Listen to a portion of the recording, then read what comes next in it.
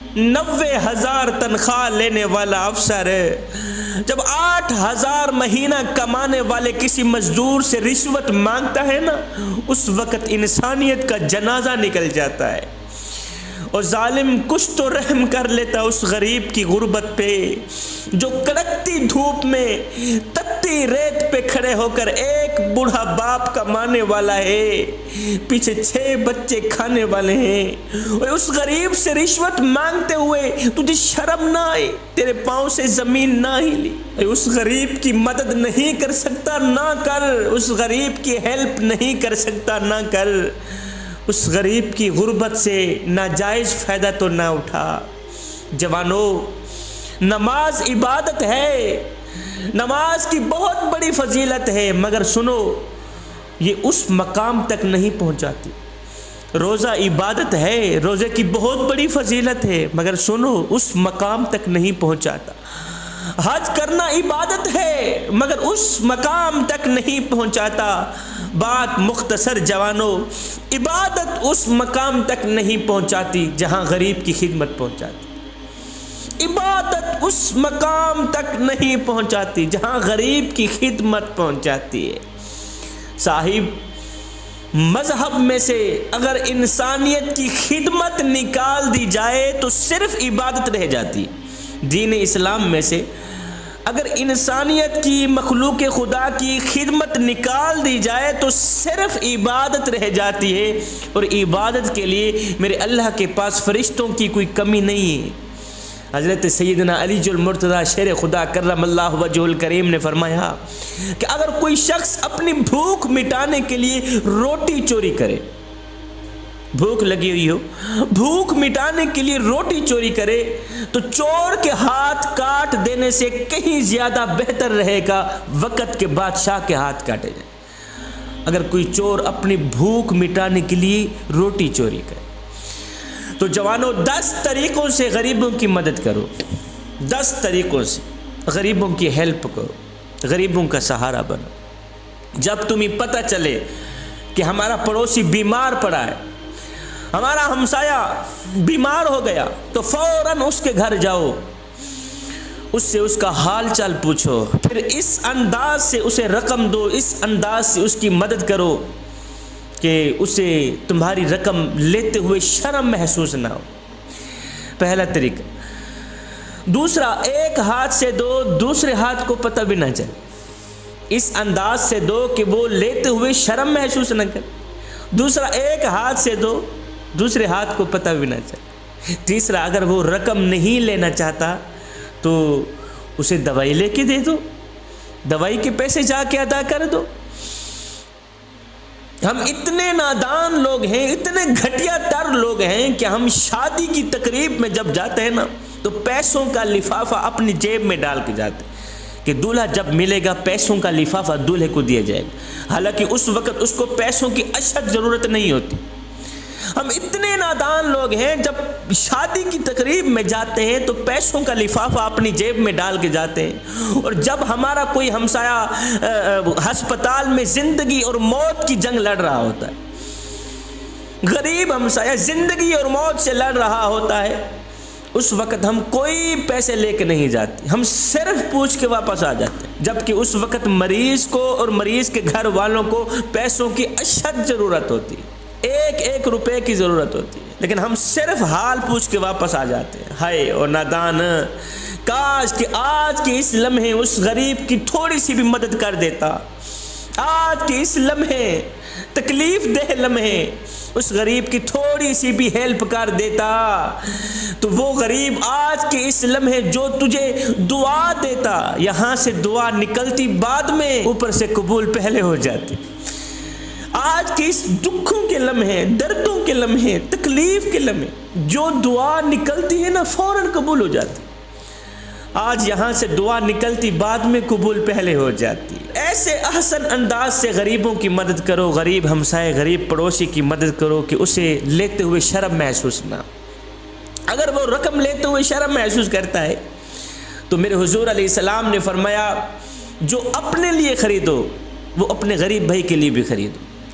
اگر وہ جتی کپڑا گندم اناج تمہارے ہاتھوں سے لینا گوارا نہیں کرتا، شرم محسوس کرتا ہے، تو کوئی بات نہیں، وہ جس دکان سے ادھار سودا سلف لے کے آتا ہے جا کے اس کا بل ادا کر دو۔ یا اس کی نوجوان بیٹی گھر میں بیٹھی ہے، وہ بیچارہ شادی کے لیے پریشان ہے، جہیز کے پیسے نہیں ہیں، بیٹی کی شادی کرنی ہے، کوئی اچھا رشتہ نہیں آ رہا، تو اس کے ساتھ مل کے کوئی اچھا سا رشتہ تلاش کرو۔ یہ بھی ایک قسم کی خدمت کا طریقہ ہے، ہیلپ کا طریقہ ہے۔ اس کے ساتھ مل کے اس کی بیٹی کا رشتہ تلاش کرو، جب رشتہ ہو جائے تو اپنی حلال کمائی میں سے اسے جہیز لے کے اس کی بیٹی کو رخصت کر دو، شادی کر دو، اس کا فرض ادا کر دو۔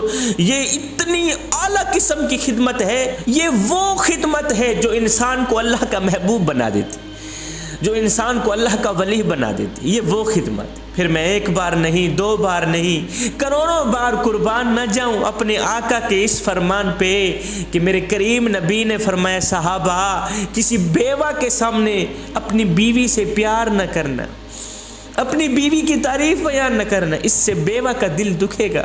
فرمایا کسی یتیم بچے کے سامنے اپنے بچوں سے پیار نہ کرنا، اس سے یتیموں کا دل دکھے گا، ان کو مرا ہوا باپ یاد آئے گا، ان کو مری ہوئی ماں یاد آئے گی۔ فرمایا او صحابہ کسی غریب کے سامنے اپنی دولت کی نمائش نہ کرنا، اس سے غریب کا دل دکھے گا۔ ہم نے تو اپنی دولت کی نمائش اس طرح کی، پیسے کی نمائش اس طرح کی، ہم نے اپنے مال کی جائیداد کی نمائش اس طرح کر رکھی ہے کہ غریب کا جینا محال کر دیا ہے۔ غریب بیچارہ موت مانگنے پہ مجبور ہو گیا کہ مالک اب تو مجھے موت ہی دے دے، یا غربت سے نکال دے، یا مجھے موت ہی دے دے۔ ایسے گھٹیا معاشرے میں جینے سے کہیں زیادہ بہتر ہوگا کہ تو مجھے سنبھال ہی لے۔ شادی کے موقع پر ہم نے جہیز اپنی ہی بیٹی کو دینا ہوتا ہے، لیکن ہم کیا کرتے ہیں، اس جہیز کو 4 پہیوں پہ بچھا دیتے ہیں، پھر ہم محلے میں آواز لگاتے ہیں بچیوں آؤ ہماری بچی کا جہیز دیکھو، ایسے کرتے ہیں۔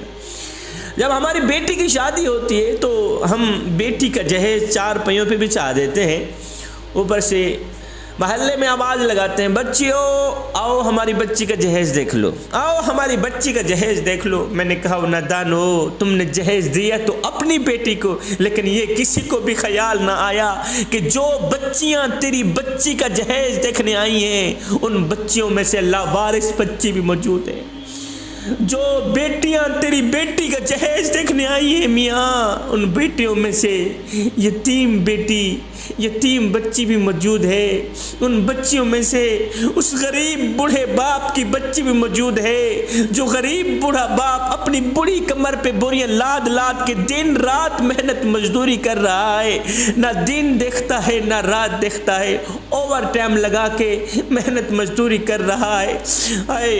اگر کوئی پوچھ لے بابا جی تو اوور ٹائم لگا رہا ہے، دن کو بھی کماتا ہے رات کو بھی مزدوری کرتا ہے اور تجھے نیند نہیں آتی، بابا جی رو کر کہتا ہے بیٹے چپ کر، میں نے اپنی بیٹی کے ہاتھ پیلے کرنے، میں نے اپنی بیٹی کی شادی کرنی، یہ سب کچھ اپنی بیٹی کے لیے ہی کر رہا ہوں۔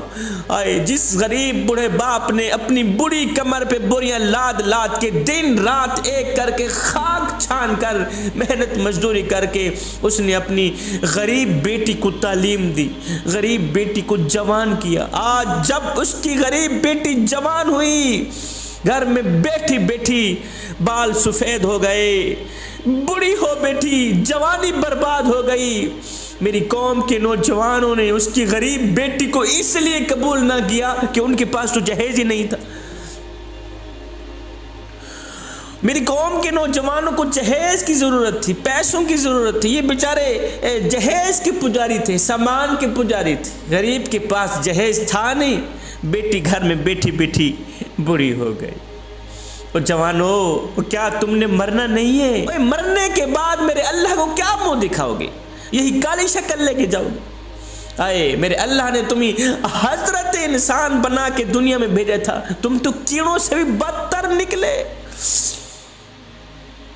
اس جہیز جیسی گندی لت نے میرے خوبصورت معاشرے کو گندا کر دیا۔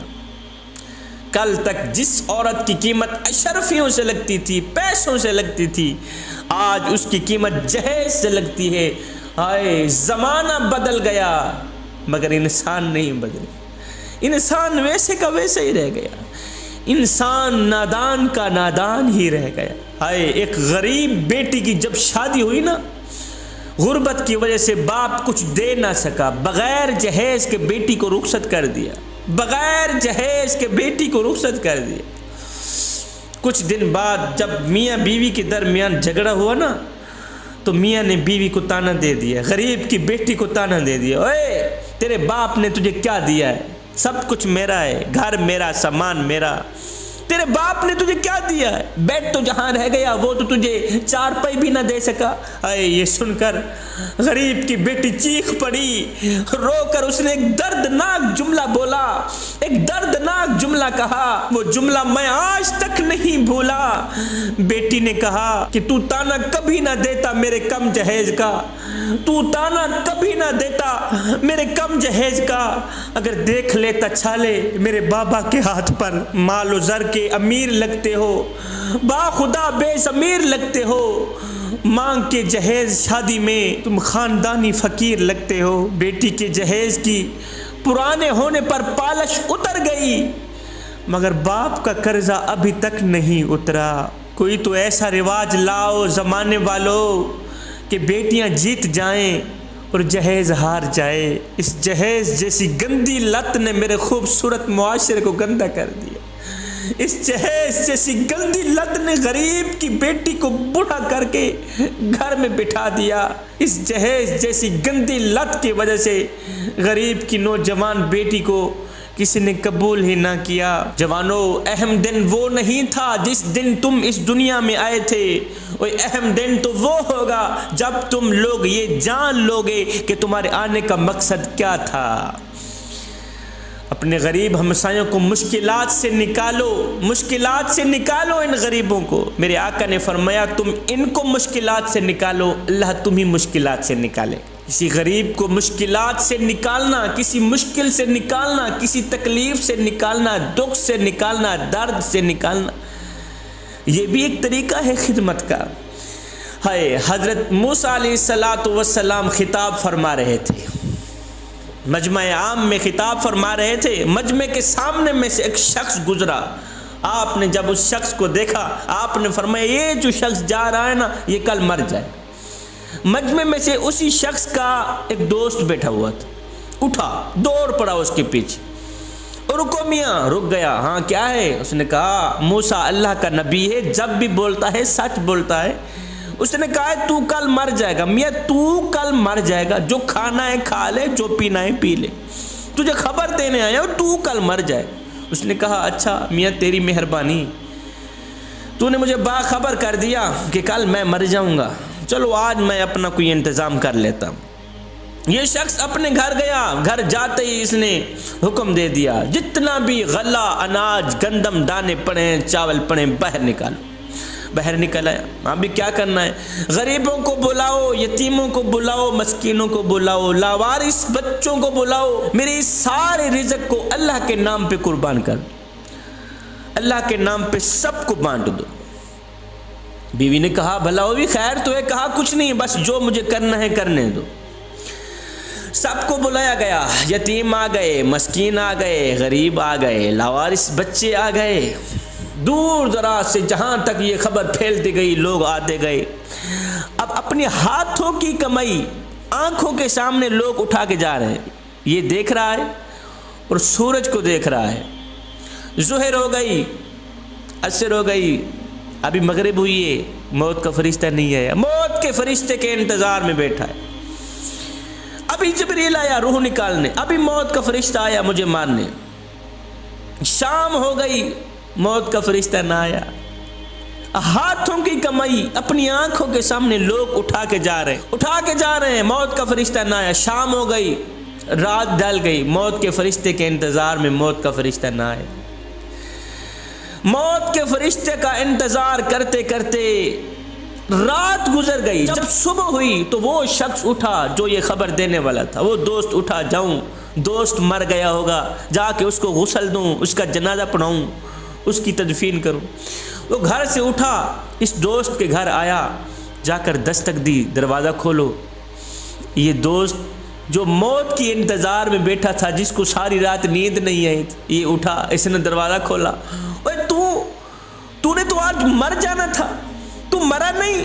اس نے کہا میاں میں تو تیرے سامنے بیٹھا ہوں، تو نے تو کہا تھا میں کل مر جاؤں گا، ابھی تک تو نہیں مرا، میں تو زندہ بیٹھا۔ اس نے کہا پھر آ موسیٰ علیہ السلام کے پاس چلتے ہیں۔ اب یہ دونوں موسیٰ علیہ السلام کے پاس گئے۔ یہ دوست کہنے لگا حضرت آپ ہی نے تو کل کہا تھا کہ یہ شخص کل مر جائے گا، ابھی تک مرا تو نہیں ہے، تو زندہ بیٹھا ہے۔ موسیٰ علیہ السلام نے دونوں ہاتھ اٹھائے، عرض کی میرے مالک ماجرا کیا ہے؟ کل تو نے ہی تو کہا تھا یہ کل مر جائے گا، ابھی تک مرا نہیں ہے، تو زندہ بیٹھا ہے۔ میرے اللہ نے فرمایا موسیٰ ماجرا اصل میں یہ ہے، جب اسے پتہ چلا تھا کہ کل میں مر جاؤں گا، یہ مرنے والا تھا، یہ آج مر جاتا، جب اسے پتہ چلا کل میں مر جاؤں گا، اس نے اپنا سارا غلہ اناج باہر نکالا، سب کچھ باہر نکالا ہے۔ ہاں بھی یتیموں کو بلایا جائے، مسکینوں کو بلایا جائے، غریبوں کو بلایا جائے، سب کچھ اللہ کے نام پہ میں تقسیم کرنا چاہتا ہوں، بانٹنا چاہتا ہوں، دعوت چلانا چاہتا ہوں۔ دعوت شروع ہو گئی۔ موسیٰ ایک یتیم بچہ آیا، یتیم بچہ جو 3 دن سے بھوکا تھا، یتیم بچہ آیا، اس نے گندم اناج کی ساز و سامان کی چھوٹی سی گٹھڑی بنائی، ننھے سے سر کے اوپر رکھی، رکھتا ہوا جا رہا تھا۔ جاتے جاتے اس یتیم بچے کے منہ سے ایک بے ساختہ جملہ نکل گیا، مالک ایسے سخی کی عمر لمبی کرنا۔ مالک جو ہمارا خیال رکھتا ہے، جو ہم غریبوں کو رزق بانٹتا ہے، اس کو کبھی نہ مارنا، ہماری عمر بھی اس کو لگا دینا مالک، اس کو کبھی نہ مارنا، یہ تیرے غریبوں کی دیکھ بھال کرنے والا، یہ تیرے یتیموں کی خدمت کرنے والا، اس کو کبھی نہ مارنا، اس کی تکلیف ہمیں دے دینا، اس کا بخار ہمیں دے دینا، اس کے درد ہمیں دے دینا، اسے کچھ نہ کہنا۔ موسیٰ دراصل ماجرا یہ ہے، اس یتیم بچے کی دعا ہم نے اس طرح قبول کی ہے نا، اس سخی کی 100 سال عمر لمبی کر دی، 100 سال عمر لمبی کر دی، رزق بانٹنے کی وجہ سے 100 سال عمر لمبی کر دی گئی۔ تو تم غریبوں کی خدمت کرو، غریبوں کی مدد کرو، غریبوں کی ہیلپ کرو، تمہاری عمر بھی بڑھا دی جائے گی۔ سخی بندہ جلدی مرتا نہیں، یہ یاد رکھنا، سخی بندے کی عمر میں برکت ڈال دی جاتی، لمبی عمر پاتا ہے سخی انسان۔ حضرت سیدنا عمر فاروق رضی اللہ تعالیٰ عنہ میرے کریم نبی کے پاس گئے، عرض کی حضور آپ اللہ سے دعا کریں کہ اللہ تعالیٰ مجھے رزق دینا بند کر دے، رزق بہت زیادہ ہو گیا ہے، آپ اللہ سے دعا کریں نا اللہ تعالیٰ رزق دینا بند کر دے۔ میرے کریم نبی نے دونوں ہاتھ اٹھائے، عرض کی مالک تیرا عمر کہتا ہے رزق دینا بند کر دے، رزق بہت زیادہ ہو گیا ہے۔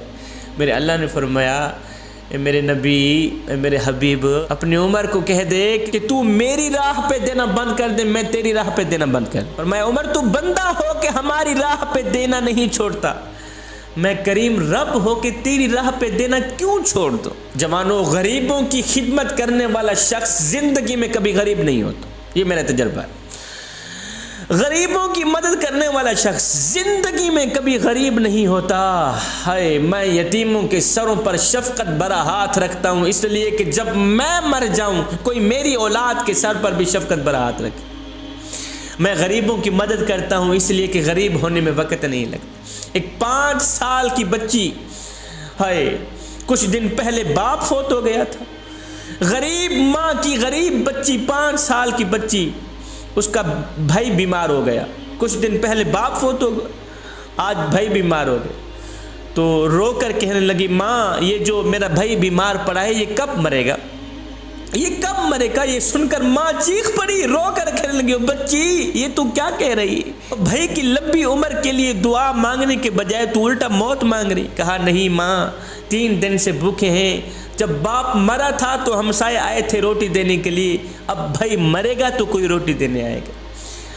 ہم غریب ہمسائے کے گھر روٹی دیتے ہیں لیکن تب جب وہ مر جاتا ہے۔ ہمارے ہاں یہاں رواج ہے نہیں، جب ہمارے محلے میں کوئی فوتگی ہو جاتی ہے تو پھر سارے محلے والے مل کر اس مرنے والے کے گھر پوری فیملی کے لیے کھانا پہنچاتے ہیں، روٹی پہنچاتے ہیں۔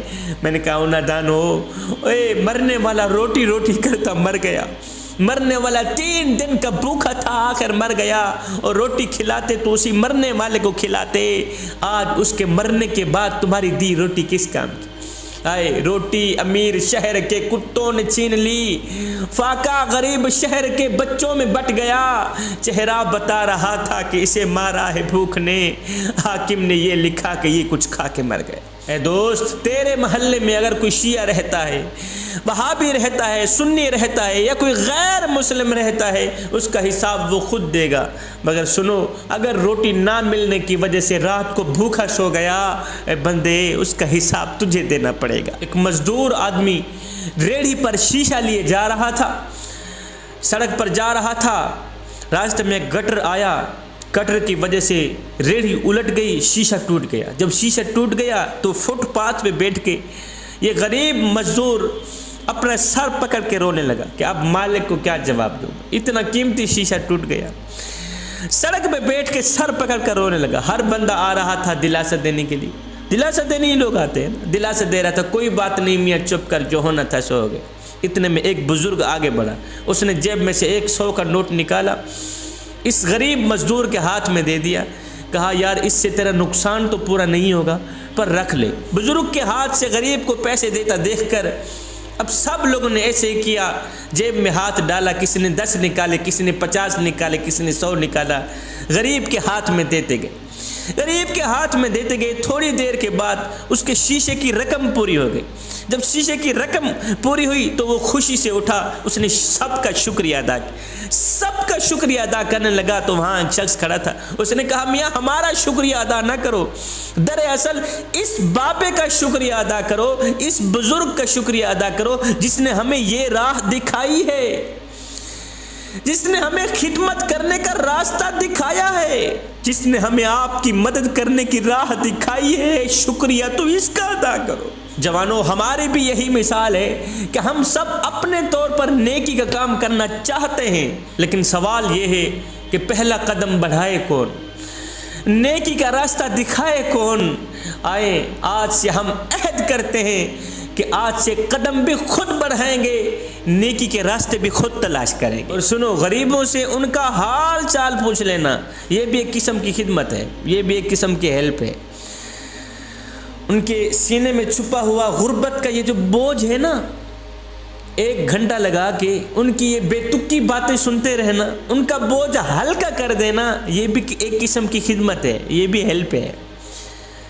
مدینہ شریف میں ایک کملی سی عورت رہا کرتی تھی جس کا ذہنی توازن ٹھیک نہیں تھا، بالکل کملی، پاگل سی عورت جسے کہتے ہیں، پاگل سی عورت رہا کرتی تھی۔ وہ جس راستے سے گزرتی تھی لوگ وہ راستہ چھوڑ دیتے تھے کہ یہ بے تکی باتیں سنائے گی، ہمارا ٹائم ضائع کرے۔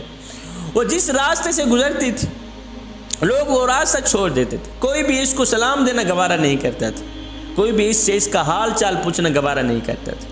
اس طرح کی یہ کم عقل عورت تھی، بڑھیا عورت تھی۔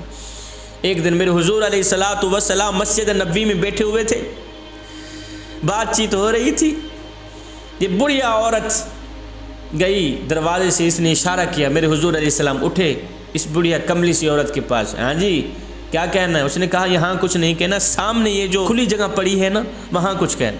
میرے حضور علیہ السلام اس کے ساتھ چلے گئے، ایسے ہی میرے حضور علیہ السلام کو گھماتی رہی، بے تکی باتیں سناتی رہی، ایسے ہی گھماتی رہی۔ گھنٹہ گزر گیا، 2 گھنٹے گزر گئے۔ حضرت سیدنا عمر فاروق رضی اللہ تعالیٰ عنہ جلالی آدمی تھے، آپ کو جلال آ گیا، غصے میں آ گئے کہ دیکھو جی، اوپر سے کڑکتی دھوپ، نیچے سے تتی ریت، اور میرے حضور کا نازک بدن، اور اس عورت کی بے تکی باتیں، اس نے تو میرے حضور کا ٹائم ضائع کر دی۔ حضرت عمر کچھ کہہ نہیں سکتے تھے، اس لیے کہ حضور خود چل کر وہاں گئے تھے۔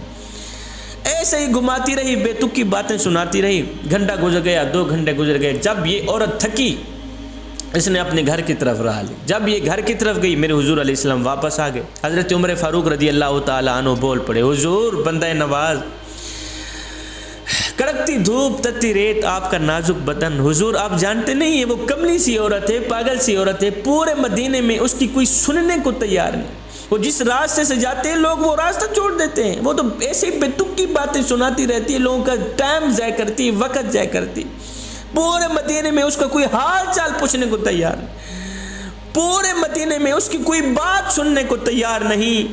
ہائے، یہ سن کر میرے کریم نبی نے فرمایا، عمر پورے مدینے میں اس بیچاری کی کوئی نہیں سنتا، اگر میں بھی اس کی نہ سنوں تو وہ اپنے دکھڑے کس کو سنائے گی؟ ہائے، پھر وہ اپنے درد کس کو سنائے گی؟ عمر جا کے اس بڑھیا کو کہہ دو، بڑھیا میرا نبی فرما رہا ہے جب دکھ زیادہ ہو جائیں، جب درد زیادہ ہو جائیں، جب سینے پہ غموں کا بوجھ زیادہ ہو جائے، تو یہ بوجھ ہلکا کرنے کے لیے کسی اور کے دروازے پر نہ جانا، میں محمد کی چوکھٹ پر آ جانا، تو سناتی جائے گی، محمد سنتا جائے۔ اللہ اکبر۔ جوانوں، خدا را غریبوں کے دکھ سنا کرو، ان سے ان کا حال چال پوچھ لیا کرو، یہ بھی صدقہ جاریہ ہے۔ وہ ایک فقیر تھا، درویش تھا، غریب فقیر تھا، اس نے پھٹے پرانے کپڑے پہنے ہوئے تھے، دوسرا لباس تھا نہیں، اب اس کا ایک ہی لباس تھا، وہ بھی پھٹ گئے، اب جگہ جگہ سے جسم چھلک رہا تھا، جسم نظر آ رہا تھا، اب یہ ننگا جسم لے کر، دوسرا لباس تھا نہیں، ایک ہی لباس تھا، آج وہ بھی پھٹ گئے، اب یہ ننگا لباس لے کر بادشاہ کی چوکھٹ پہ حاضر ہوا، جہاں بادشاہ کے کتے بندھے ہوئے تھے وہاں جا کے بیٹھ گیا۔ اس نے بادشاہ کی طرف دیکھا، کہنے لگا بادشاہ ایک بات تو بتا۔ کہا جی کون سی بات؟ کہا بادشاہ مثال کے طور پر اگر میں تیرے دروازے پر ابھی مر جاؤں، اگر میں تیرے دروازے پر ابھی مر بھی جاؤں، بتا تو صحیح تو میرے ساتھ کیا سلوک کرے گا؟ بادشاہ نے کہا فقیر میاں اگر تو میرے دروازے پر ابھی مر بھی گیا تو میں یہی کچھ کروں گا، تجھے کفن دے کر دفن کر دوں، تجھے کفن دے کر دفن کر دوں، تجھے کفن دے کر دفن کر دوں گا۔ آئے یہ سن کر غریب فقیر کی چیخ نکل گئی، غریب فقیر رو کر کہنے لگا بادشاہ میرے مرنے کے بعد جو میری مردہ لاش ڈھانپنے کے لیے مجھے کفن دو گے نا، وہ آج ہی دے دو تاکہ میں اپنی زندہ لاش تو ڈھانپ سکوں۔ بادشاہ آج میں زندہ ہوں، مجھے کپڑوں کی ضرورت ہے اور تم دیتے نہیں، جب میں مر جاؤں گا پھر لٹھے کا سوٹ بھی آ جائے گا، پھر کاٹن کا سوٹ بھی آ جائے گا، میرے مرنے کے بعد تمہارا دیا لٹھے کا سوٹ کس کام کا؟ مجھے دینا ہے تو آج دو، آج مجھے کپڑوں کی اشد ضرورت ہے، آج مجھے ایک لباس دے دو، مرنے کے بعد چاہے کفن نہ بھی دینا۔ جوانو خدا را غریبوں کی مدد کرو، غریب کی خدمت کرنے والا شخص زندگی میں کبھی غریب نہیں ہوتا۔